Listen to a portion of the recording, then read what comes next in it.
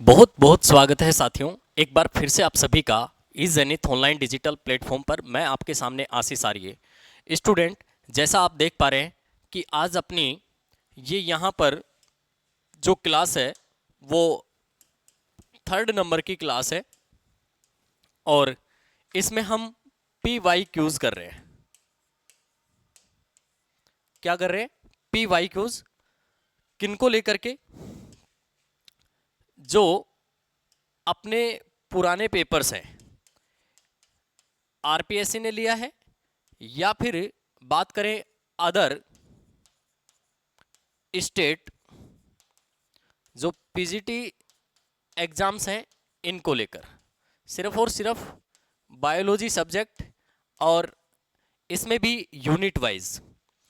तो कहीं ना कहीं ये जो क्वेश्चंस आपके सामने यहाँ पर जो बोर्ड स्लाइड है जो लग रहे हैं, ये आपके एग्जाम पेपर में आए हुए क्वेश्चन हैं, चाहे वो साथियों फर्स्ट ग्रेड में आए हों या अन्य किसी स्टेट की पीजीटी जो हैं इनमें आए हों, या फिर बहुत अच्छे लेवल के जो एग्ज़ाम हैं जैसे कि नीट वगैरह के एग्ज़ाम जो हैं 11th-12th बेसिस जो एग्ज़ाम होते हैं, इनके एग्ज़ाम पेपर में साथियों ये क्वेश्चन आए हुए हों। ये क्वेश्चन सारे सेलेक्टेड क्वेश्चन हैं, अच्छे क्वेश्चन हैं, आपको एग्ज़ाम में इन्हीं क्वेश्चनों से सामना करना पड़ेगा। तो देखिएगा स्टूडेंट, सबसे पहला क्वेश्चन कुछ इस प्रकार से है कि the cell of prokaryotic is made up, यानी प्रोकैरियोटिक की कोशिका जो होती है ना, प्रोकैरियोटिक कोशिका या प्रोकैरियोटिक प्रोकैरियोट्स जो है, इनकी कोशिका है ना, ये कोशिका भित्ति पूछ रहा है, यानी सेल वॉल पूछ रहा है। क्या पूछ रहा है भाई? Cell wall. तो ये कह रहा है कि किसकी बनी होती है। तो यहां ऑप्शन में दे रखा है काइटिन की। सर काइटिन की तो हो ही नहीं सकती, काइटिन की तो हो नहीं सकती। क्यों नहीं हो सकती? क्योंकि काइटिन जो है, काइटिन से तो भाई जो फंगीज होते हैं ना, कवक जो होते हैं, इनकी कोशिका भित्ति बनी होती है। अब इसके बाद में सेलुलोज कह रखा है, तो सेलुलोज तो भाई यहां पर हो नहीं सकता। पादपों की कोशिका भित्ति बनी होती है, ये भी क्या हो गया भाई? गलत हो गया है। फिर क्या कह रहा है? ग्लूकोजेमिन, ये भी गलत है। और इसके बाद में कह रहा है सर म्यूकोपोलीपेप्टाइड। क्या कह रहा है? म्यूकोपोलीपेप्टाइड। तो यहां पर याद रखिएगा, जो प्रोकैरियोट्स होते हैं इनकी जो कोशिका भित्ति होती है ये म्यूकोपोलीपेप्टाइड की बनी होती है। तो डी ऑप्शन यहां पर क्लियर और क्लियर अपना करेक्ट आंसर होगा। तो याद रखिएगा, प्रोकैरियोट्स की कोशिका भित्ति जो बनी होती है ये म्यूकोपेप्टाइड की बनी होती है। किसकी बनी होती है भाई? म्यूकोपेप्टाइड की बनी होती है। यहां पर एक बिंदु आपको और याद रखना है, अगर आपसे कह दे कि बैक्टीरिया जो होता है ना, बैक्टीरिया, इनकी कोशिका भित्ति किसकी बनी होती है? तो पेप्टाइडोग्लाइकेन या पेप्टाइडोग्लाइकोन की बनी होती है। ये अपने को याद रखना। और याद रखिएगा, जो बैक्टीरिया होता है ना सर, बैक्टीरिया एक कोशिकीय प्रोकैरियोटिक जीव है। तो यहां पर लिख देता हूं, इट इज ये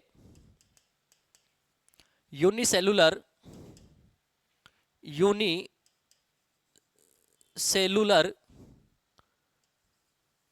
प्रोकैरियोटिक प्रोकैरियोटिक ऑर्गेनिजम्स। क्लियर है ना? कौन भाई? बैक्टीरिया। याद रखिएगा। इसके बाद में सर पहला क्वेश्चन अपना रेडी है, जिसका आंसर क्या है? म्यूकोपेप्टाइड है। चलिएगा भाई, नेक्स्ट अगले क्वेश्चन पर नजर डालते हैं। क्वेश्चन कुछ इस प्रकार से दे रखा है कि the model of fluid mosaic plasma membrane proposed by Singer and Nicolson differs from Robertson model is what way. यानी सिंगर एवं निकोलसन जो है ना, सिंगर एवं निकोलसन द्वारा प्रतिपादित तरल मोजेक मॉडल जो है ना का ये मॉडल है, ये साथियों किसने भाई? सर किसने? सिंगर एवं Nicolson difference from Robertson and model in what way. यानी सिंगर एवं निकोलसन द्वारा प्रतिपादित जो तरल मोजेक प्लाज्मा मॉडल है, ये रॉबर्टसन के मॉडल से किस बात में भिन्न है? तो भाई मैंने आज आपको साथियों प्लाज्मा जो मेम्ब्रेन थी, प्लाज्मा कला जो मॉडल थे, ये लगभग 5-6 मॉडल आपको मैंने पढ़ाए थे। तो इन 5-6 मॉडल में साथियों आपको मैंने सिंगर और निकोलसन द्वारा जो तरल मोज़ेक मॉडल था ये भी पढ़ाया था, और रॉबर्टसन जो मॉडल है ये भी मैंने आपको पढ़ाया था ना। तो ये किस प्रकार से साथियों अलग है, तो नंबर ऑफ फैट लेयर्स ये तो था ही नहीं भाई, है ना। अरेंजमेंट ऑफ प्रोटीन लेयर्स, भाई ये यहां पर बिल्कुल सही है। उसके बाद में कंडीशन ऑफ फैट लेयर्स, नहीं साहब ये भी गलत है। और एब्सेंस ऑफ प्रोटीन लेयर्स ये भी क्या है, गलत। तो यहां पर बी ऑप्शन अपना राइट आंसर हो जाएगा। तो सिंगर एवं निकोलसन द्वारा प्रतिपादित तरल मोज़ेक प्लाज्मा कला का जो मॉडल है ये रॉबर्टसन के मॉडल से किस बात में भिन्न है, कि प्रोटीन स्तरों की व्यवस्था में। जो प्रोटीन स्तर हैं साथियों, इनकी व्यवस्था है ना, ये अलग अलग होती है दोनों ही मॉडल्स को लेकर के। ये बात अपने को बहुत अच्छे से याद रखनी है। क्लियर है ना। आशा करता हूं आपको सभी बातें यहां पर समझ में आ गई होंगी। चलिएगा नेक्स्ट अपन बढ़ते हैं अगले क्वेश्चन की ओर। अगला क्वेश्चन भी बहुत अच्छा क्वेश्चन है, एग्जाम में अक्सर यह क्वेश्चन आया हुआ है। क्या कह रहा है, the main function of granular ER is, यानी दानेदार ER जो है ना, एंडोप्लाज्मिक रेटिकुलम जो है, इसका कार्य क्या है। दानेदार ER का मुख्य कार्य क्या है। तो सर दानेदार ER जो है इसका मुख्य कार्य आप जान चुके हैं, प्रोटीन सिंथेसिस, बिल्कुल सही बात है। सेल वॉल फॉर्मेशन नहीं भाई, कोशिका भित्ति का निर्माण नहीं। लिपिड सिंथेसिस नहीं साहब, वसा का संश्लेषण भी नहीं। और कोलेस्ट्रॉल सिंथेसिस नहीं। कोलेस्ट्रॉल जो होता है ना, इसका निर्माण जो होता है वो कहाँ पर होता है, यकृत में होता है। ये अपने को बहुत अच्छे से याद रखना है। लिपिड सिंथेसिस में भी नहीं हो सकता, कोलेस्ट्रॉल सिंथेसिस में भी नहीं हो सकता, सेल वॉल फॉर्मेशन यानी कोशिका भित्ति के निर्माण में भी नहीं होता है, और प्रोटीन सिंथेसिस यही अपना क्या है, राइट आंसर है। तो देखिएगा यहाँ पर साथियों, आपने देखा था कि ये जो अपने पास में ऐसे प्लाज्मा कला मॉडल था, क्या भाई प्लाज्मा कला मॉडल था, ये कुछ इस प्रकार से था। और ये यहाँ पर जो आपको दिखाई दे रही थी ये क्या थी, ER थी। और ये ER दो भागों में बटी थी, एक तो SER थी और एक क्या थी भाई, RER थी। तो सर RER क्या होता है, rough endoplasmic reticulum. Rough endoplasmic reticulum, ये जो ER है सर, इसकी जो खोज की है ER, ये खोज किसने की है सर, पोर्टर नामक वैज्ञानिक ने की है। किसने की है भाई, पोर्टर नामक वैज्ञानिक ने की है। ये आनुवांशिक पदार्थों को कोशिका द्रव्य में जाने से रोकने का कार्य करती है। और याद रखिएगा इसको मुख्य रूप से दो भागों में बांटा गया है, एक तो SER है और एक RER। तो RER जो होते हैं ना, ये प्रोटीन सिंथेसिस करने का काम करते हैं। क्यों, क्योंकि इनकी जो सरफेस होती है, इनकी जो क्या होती है भाई, सरफेस, इस सरफेस पर साथियों आपको देखने को मिलते हैं कौन भाई, राइबोसोम। कौन देखने को मिलते हैं बेटा, राइबोसोम आपको देखने को मिल जाते हैं। क्लियर है ना। कौन देखने को मिलते हैं सर, राइबोसोम देखने को मिलते हैं। यस या नो में जवाब दें। ध्यान रखिएगा इनकी जो सतह होती है SER, इस पर साथियों राइबोसोम होते हैं ना, ये नहीं पाए जाते हैं। और याद रखिएगा यहाँ पर जो RER है, इसका जो मुख्य कार्य है ये प्रोटीन सिंथेसिस करना होता है। जबकि SER जो होता है ना, SER स्मूथ एंडोप्लाज्मिक रेटिकुलम, चिकनी अंतःपरद्रवी जालिका, इसका जो मुख्य कार्य होता है लिपिड एवं स्टेरॉइड का संश्लेषण एवं श्रावण करना होता है। इत्यादि बातें आपको यहाँ से जाननी है, लिखनी है। मैंने आपको जो सेल टॉपिक जो पढ़ा रखे, सेल बायोलॉजी पढ़ा रखे, कोशिका विज्ञान, उसमें आपको संपूर्ण तरीके से ये बातें वन लाइनर साथियों, एक एक पॉइंट चुन करके बहुत अच्छे से लिखवा रखे हैं। तो एग्जाम में क्वेश्चन यहीं से आएगा, यहीं से पूछा जाएगा, यहीं से पहले पूछा गया है। तो आगे भी साथियों आप ध्यान रखें, ऐसे क्वेश्चन अपने को बार बार देखने को मिलते हैं, चाहे वह अपने RPSC में मिले या अन्य जो PGT हैं अलग अलग स्टेट को लेकर के, इनमें देखने को मिले। क्लियर है ना। चलिएगा भाई थोड़ा सा आगे बढ़ लेते हैं, चौथे नंबर पे आ जाते हैं। चौथा क्वेश्चन क्या कहता है, ध्यान से सुनिएगा। Which cell organelle secretes zymogen particles, यानी क्या कह रहा है, कौन सा कोशिका है जाइमोजन कण स्रावित करता है। निम्न में से कौन सा कोशिकांग है जो कि जाइमोजन क्या करता है भाई, स्रावित करता है। अब देखिएगा साथियों यहां पर लगा हुआ है, क्या क्या लगा हुआ है, ध्यान से देखिएगा। लाइसोसोम लगा हुआ है। भाई लाइसोसोम करता है क्या, नहीं सर ये बिल्कुल भी नहीं करता है, लाइसोसोम नहीं करता है। स्मूथ एंडोप्लाज्मिक रेटिकुलम, क्या भाई ये करता है क्या, नहीं सर। स्मूथ एंडोप्लाज्मिक रेटिकुलम है ना, ये भी नहीं करती है। तो क्या स्फीरोसोम करते हैं क्या? नहीं सर, स्फीरोसोम भी नहीं करते हैं। तो क्या गोल्जी बॉडी करती है क्या? बिल्कुल साहब, गोल्जी बॉडी है ना, ये क्या करती है, जाइमोजन जो कण होते हैं ना, पार्टिकल्स होते हैं, इनका श्रावण करने का क्या करती है भाई, ये काम करती है। यही अपना क्या होगा, सही आंसर होगा। बाकी तीनों क्या हो जाएंगे यहां पर गलत। तो गोल्जी बॉडी है ना, ये बिल्कुल अपना सही आंसर है। अब साथियों, गोल्जी बॉडी से कैसे कैसे क्वेश्चन और आपके एग्जाम में निकल सकते हैं ये देखिएगा। इसको आप लॉक करो और गोल्जी बॉडी के बारे में कुछ जो बातें हैं ये आप लिख लीजिएगा। जैसे कि सबसे पहली बात अपने से जो एग्जाम में पूछी जाती है एग्जामिनर के द्वारा, वो ये पूछी जाती है कि Golgi body discoverer of discoverer of discoverer of Golgi body, discoverer of Golgi body. तो यहाँ पर एक वैज्ञानिक है जिनका नाम क्या है बेटा, कैमिलो गोल्जी है। क्या है भाई, कैमिलो गोल्जी। इन गोल्जी के नाम पर ही बेटा इसका नाम क्या पड़ा है, यहाँ पर गोल्जी काय पड़ा है। क्या पड़ा है भाई, गोल्जी काय। अगर मैं बात करूं सर, ये जो गोल्जी बॉडी है, अगर बात की जाए कि प्लांट में इसको किस नाम से जाना जाता है, तो आपको पता होगा सर, इसे डिक्टियोसोम के नाम से हम जानते हैं। किसके नाम से जानते हैं भाई, सर डिक्टियोसोम के नाम से हम जानते हैं। समझ में आया कि नहीं आया? जी सर, समझ में आया है। इसके बाद में तीसरा क्वेश्चन याद रखिएगा, इसे कोशिका का हम क्या कहते हैं, यातायात प्रबंधक। क्या कहते हैं, यातायात प्रबंधक। यातायात प्रबंधक का मतलब क्या है, ट्रैफिक मैनेजर बोलते हैं इसको। क्या बोलते हैं साथियों, ट्रैफिक मैनेजर बोलते हैं। समझ में आया कि नहीं आया?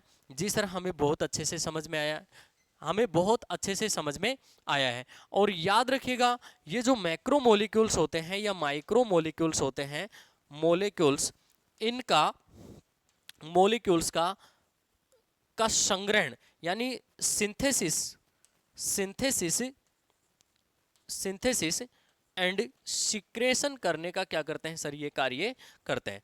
तो याद रखिएगा, जो मैक्रो मोलिक्यूल्स होते हैं या माइक्रो मोलिक्यूल्स होते हैं, इनका संग्रहण एवं श्रावण करने का जो कार्य होता है वो भी किसका होता है, गोल्जी बॉडी का होता है। तो इस क्वेश्चन का जो सही आंसर होगा सर क्या हो जाएगा, गोल्जी बॉडी। तो गोल्जी बॉडी मात्र एक ऐसा कोशिकांग है जो कोशिका के कोशिका द्रव्य में डूबा रहता है।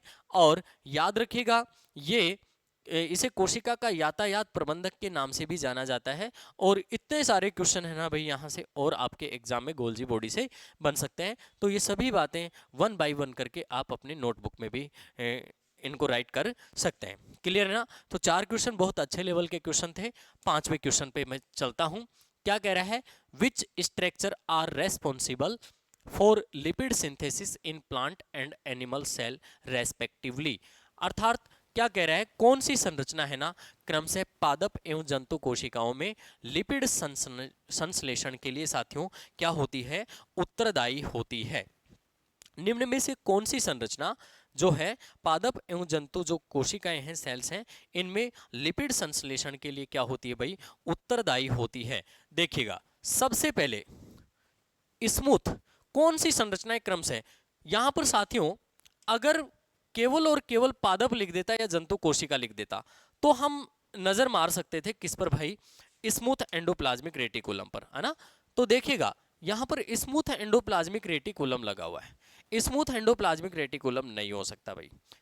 सेकंड नंबर पे क्या लगा हुआ है, स्मूथ एंड रफ ईआर, नहीं भाई, इसको भी नहीं कह सकते, इसको भी नहीं कह सकते। फिर क्या कह रहा है, स्मूथ ईआर, स्मूथ ईआर, और क्या कह रहा है, स्मूथ ईआर एंड स्फीरोसोम। ये भाई कुछ कुछ है ना अपने को सही लग रहा है, लेकिन साथियों यहां पर गलत बात कर दी इन्होंने, यहां पर क्या कर दी, गलत बात कर दी। अगर यहां पर क्या दे देता, ये स्फीरोसोम दे देता, और यहां पर इधर क्या लिख देता, ये स्मूथ ईआर लिख देता, तो बिल्कुल मैं इसका सही आंसर दे सकता था। तो ये भी क्या हो गया है यहां पर गलत, भावनाओं में नहीं बहना है भाई, यहां पर अपने को भावनाओं में नहीं बहना है। और एग्जामिनर ने अपनी भावनाओं को प्रकट कर दिया है कि आप फंस जाओगे, नहीं, ये क्या हो जाएगा, गलत हो जाएगा।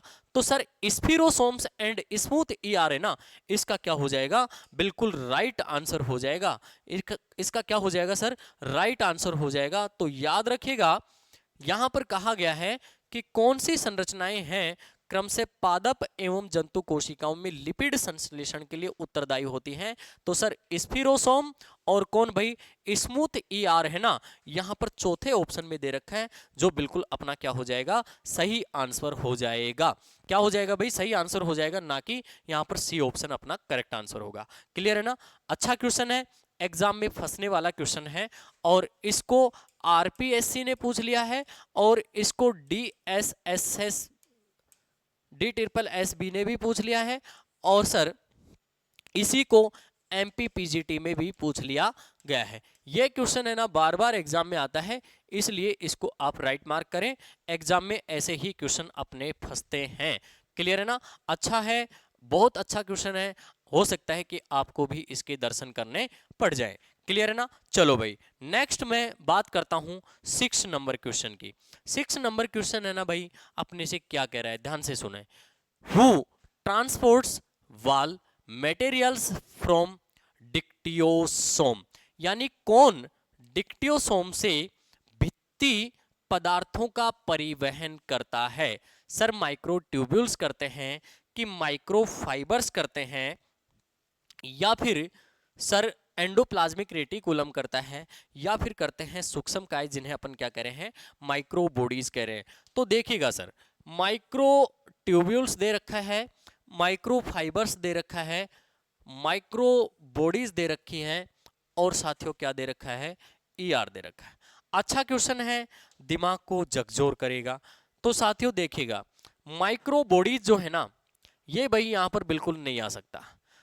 डिक्टियोसोम से भित्ति पदार्थों का परिवहन कौन करता है, नहीं, सूक्ष्म काय नहीं करता है। सर माइक्रोफाइबर भी नहीं हो सकता। माइक्रो ट्यूब्यूल्स है ना, यहां पर दे रखा है, तो सूक्ष्म नलिकाओं को देख लेते हैं, ये भी क्या हो गया है, गलत हो गया है। तो सूक्ष्म नलिकाएं जो होती हैं, कौन होती हैं भाई, सर सूक्ष्म नलिकाएं जो है ना, ये याद रखिएगा, ये डिक्टियोसोम से वित्तीय पदार्थों का क्या करती हैं, परिवहन करती हैं। इंपॉर्टेंट है, एग्जाम में बनने वाला क्वेश्चन है ये साथियों। ये क्वेश्चन नीट पीएमटी जैसे एग्जाम में आया हुआ है। क्लियर है ना। बार बार साथियों ये क्वेश्चन है ना आपसे पूछा जाता है, इसको भी बहुत अच्छे से ध्यान रखिएगा। ये सभी क्वेश्चन साथियों एक लेवल के क्वेश्चन हैं, जो आपके किसी ना किसी एग्जाम में फंसे हुए हैं। आप भी इनके लिए जरूर तैयार रहें। अगले क्वेश्चन को भाई अपन देख लेते हैं। नेक्स्ट क्वेश्चन कुछ इस प्रकार से है, Golgi bodies are absent in, यानी गोल्जी बॉडी जो है ना, ये किसमें उपस्थित रहती हैं। गोल्जी सॉरी, एब्सेंट कह रहे हैं ना, अनुपस्थित होती हैं। भाई ये प्रोकैरियोट्स में होती हैं, स्तनधारियों की आरबीसी में होती हैं, या फिर साथियों एकेरियोट्स है ना, इनमें होती है, या फिर उपरोक्त सभी। बहुत सरल सा क्वेश्चन है, इसका जवाब कोई भी दे देगा। इसका जवाब है ना कोई भी दे देगा sir, all of this above, यानी ये उपरोक्त सभी में अनुपस्थिति होती हैं। तो बिल्कुल अपने को सही आंसर यहाँ पर प्रोकैरियोट भी नहीं आएगा, मैच्योर आरबीसी भी नहीं आएगा, मेमल्स इन कैरियोट्स भी नहीं आएगा, यानी एकैरियोट्स भी नहीं आएगा, और यहाँ पर ऑल ऑफ दी अबव यानी उपरोक्त सभी क्या आ जाएगा, इसका आंसर आ जाएगा। तो गोल्जी काय जो है ना, ये सभी में साथियों नहीं पाई जाती है। बहुत सरल क्वेश्चन था। अक्सर ऐसे क्वेश्चन भी कई बार एग्जाम में मिल जाते हैं जो बहुत ही छोटे छोटे होते हैं। इनको तो कोई भी, इनका जवाब तो आलिया भट्ट भी दे देगी, जो एक भी दिन बायोलॉजी नहीं पढ़ती है, फिर भी इसका क्या करेगी, जवाब दे देगी। क्लियर है ना। चलो भाई आगे बढ़ते हैं 8 नंबर पे। 8वां क्वेश्चन क्या कह रहा है, विच ऑर्गेन प्रोड्यूस ऑक्सीजन, यानी कौन सा कोशिकांग है ना, वो ऑक्सीजन का क्या करता है भाई, उत्पादन करता है। ऑप्शन में दिया हुआ है sir mitochondria, chloroplast, Golgi body, और क्या दे रखा है, राइबोसोम। तो इसका जवाब भी सब जानते हैं सर। इनमें से याद रखिएगा, जो क्लोरोप्लास्ट होते हैं ना, क्लोरोप्लास्ट यही क्या करते हैं साहब, ये सर क्लोरोप्लास्ट होते हैं ना, यही ऑक्सीजन का क्या करते हैं, उत्पादन करते हैं। तो C option is the correct answer this question. Clear है ना। तो याद रखिएगा, क्लोरोप्लास्ट के बारे में कुछ कहानी है, मैं आपको बता देता हूं। सर क्लोरोप्लास्ट है ना, क्लोरोप्लास्ट, सर ये जो क्लोरोप्लास्ट है, आपको मालूम है ये सर तीन, यहां पर याद रखिएगा, इसमें पिगमेंट की बात कर लेता अपने से। किसकी बात कर लेता है, पिगमेंट की। तो यहां पर इनमें जो पिगमेंट उपस्थित होता है वो होता है क्लोरोफिल। कौन सा होता है सर, क्लोरोफिल पिगमेंट है ना, यहाँ पर क्या होगा, उपस्थित होगा। समझ में आया कि नहीं आया? जी सर हमें समझ में आया। क्लोरोफिल के कारण ही जो लीव्स होती है ना, लीफ का रंग कैसा होता है गुरुजी? ग्रीन होता है। कैसा होता है भाई? ग्रीन कलर होता है। किसका भाई?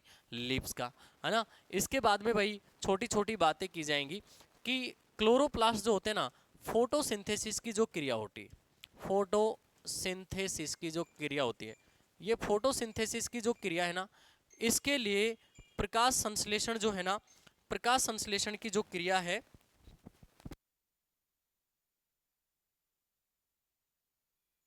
प्रकाश संश्लेषण की जो क्रिया होती है ना, प्रकाश संश्लेषण की क्रिया सर, इसके लिए ये है ना उत्तरदायी होते हैं, उत्तरदायी होते हैं।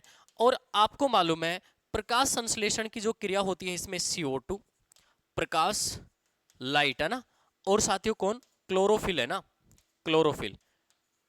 इनकी बहुत ज्यादा क्या होती है भाई? आवश्यकता पड़ती है। क्लियर है ना?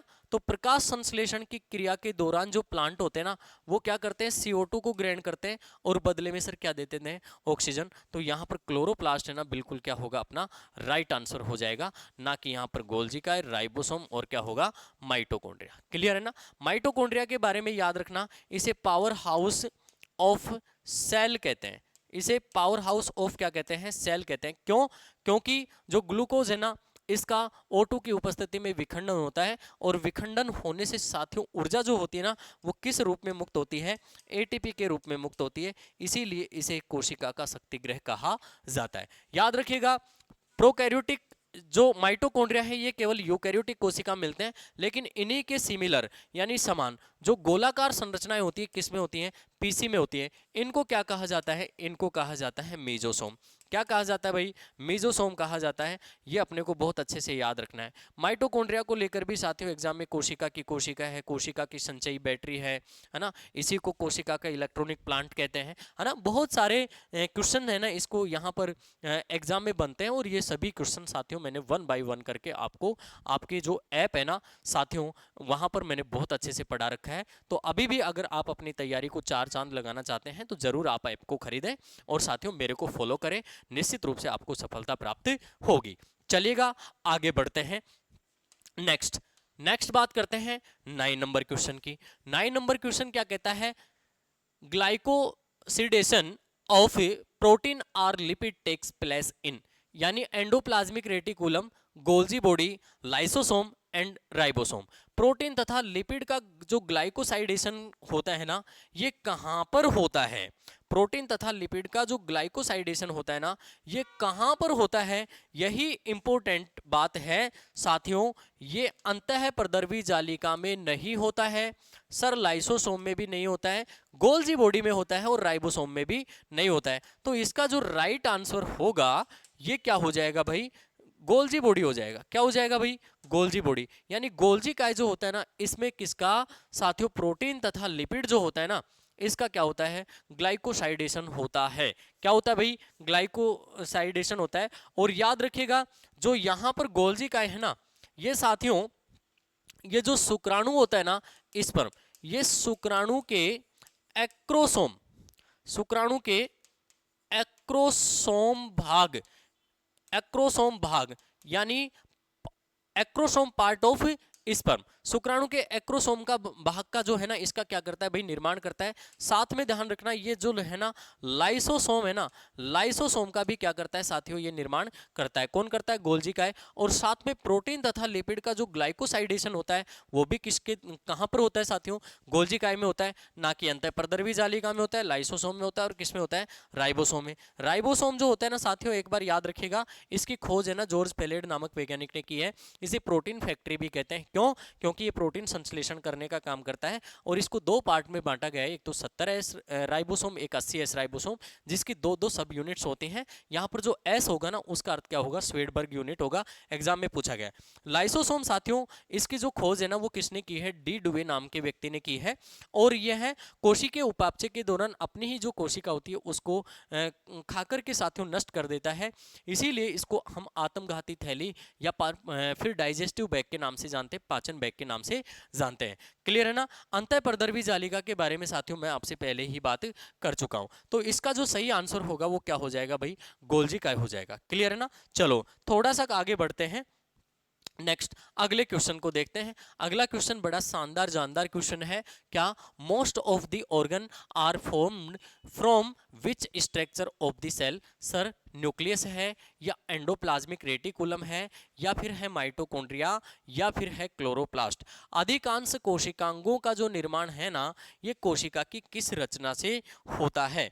याद रखिएगा, अधिकांश कोशिकांगों का जो निर्माण है ना, ये कोशिका की कौन सी रचना से होता है। ये साथियों केंद्रक। केंद्रक क्या है साथियों, यहां पर बताया गया है कि सर इसे ब्रेन ऑफ द सेल कहते हैं। समस्त जो कोशिकांग होते हैं, जो कोशिका द्रव्य में डूबे रहते हैं, इन पर ये क्या करता है साथियों, सर यह कंट्रोल करने का कार्य करता है, इसीलिए इसे कोशिका के मस्तिष्क के नाम से भी अपन जानते हैं। इसके बाद में इसमें जो बड़ा द्रव्य होता है उसको हम न्यूक्लियोप्लाज्म केंद्रक द्रव्य कहते हैं।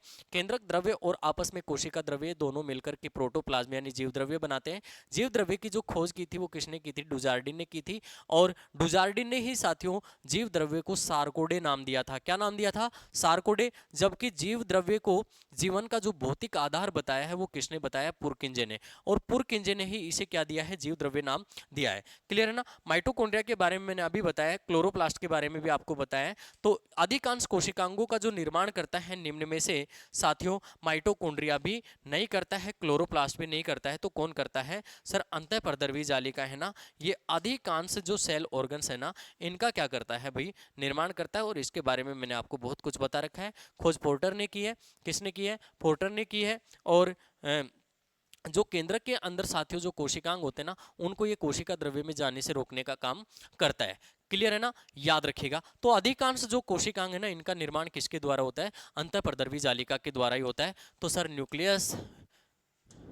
न्यूक्लियस है, माइटोकॉन्ड्रिया है, क्लोरोप्लास्ट, ये सब गलत हैं, बाकी एंडोप्लाज्मिक रेटिकुलम यहाँ पर सही आंसर। अगले क्वेश्चन को देखते हैं। अगला क्वेश्चन भी बड़ा अच्छा क्वेश्चन है। Synthesis of cellulose and hemicellulose take place in, it occurs in. मतलब क्या कह रहा है, सेलुलोज तथा हेमीसेलुलोज का संश्लेषण है ना, इनमें से कहां पर होता है। तो इसका जो आंसर होगा साथियों ये भी हो जाएगा क्या भाई, गोल्जी काय, ना कि सूक्ष्म कार्यों में, चिकनी अंतःपरद्रवी जालिका में और ईआर में। तो यहाँ पर गोल्जी कॉम्प्लेक्स है ना, ये सही आंसर हो जाएगा, बाकी सभी ये क्या है, गलत है। क्लियर ना। बहुत अच्छा क्वेश्चन है, एग्जाम में फंसने वाला क्वेश्चन है। देखिएगा साथियों, एक ऑर्गन से जितने क्वेश्चन बनने की संभावना रहती है ना, वो सभी क्वेश्चन है ना मैं आपको यहाँ पर करवा रहा हूँ, सभी क्वेश्चन मैं ना आपको यहाँ पर करवा रहा हूँ। अगले क्वेश्चन को देखते हैं। मोस्ट अच्छा क्वेश्चन है, मोस्टली ये क्वेश्चन एग्जाम में पूछा जाता है।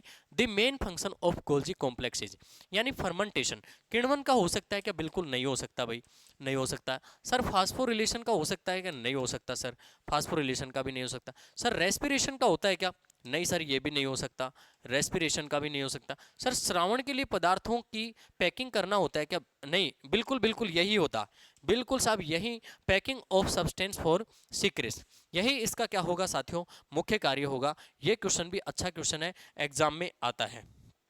क्लियर है ना।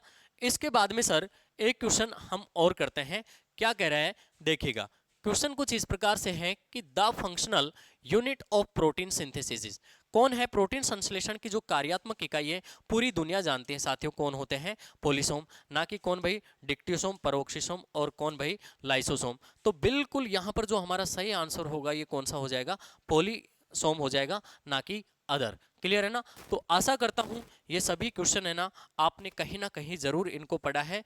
आप किसी भी शिक्षक के से पढ़े हैं या फिर आप सेल्फ तैयारी कर रहे हैं, तो बिल्कुल जो विशेषज्ञ हैं, जो बायोलॉजी विशेषज्ञ हैं, निश्चित रूप से आपको ये सभी क्वेश्चंस हैं ना उन्होंने अपने नोट्स में साथियों लिखवाए होंगे, आपको क्लास नोट्स में लिखवाए होंगे, या फिर आपको ज़रूर इनके बारे में बात की होगी। साथियों अगर कोई बात नहीं, कोई पॉइंट छूट गया है तो साथियों किसी ना किसी से ज़रूर छूटता है, मेरे से भी छूट जाता है, लेकिन कोशिश करेंगे कि एग्जाम में जो क्वेश्चन आएगा ना वो सब आपको देखने को मिलेगा। कोई छोटी मोटी अगर कमी रह भी जाती है तो साथियों हम उनको क्वेश्चंस के माध्यम से पूरा करेंगे। तो लगातार आप मेरे साथ में ये जो आपका सेशन चल रहा है इसमें साथियों बना रहे, और हमारा जो चैनल है ना भाई इसको लाइक सब्सक्राइब जरूर कर लें, इसको लाइक सब्सक्राइब है ना साथियों जरूर कर लें। और मेरा जो टेलीग्राम चैनल है ना इसको भी आप जरूर फॉलो कर लें, साइंस फैकल्टी साइंस फैकल्टी आशीष सर के नाम से आपको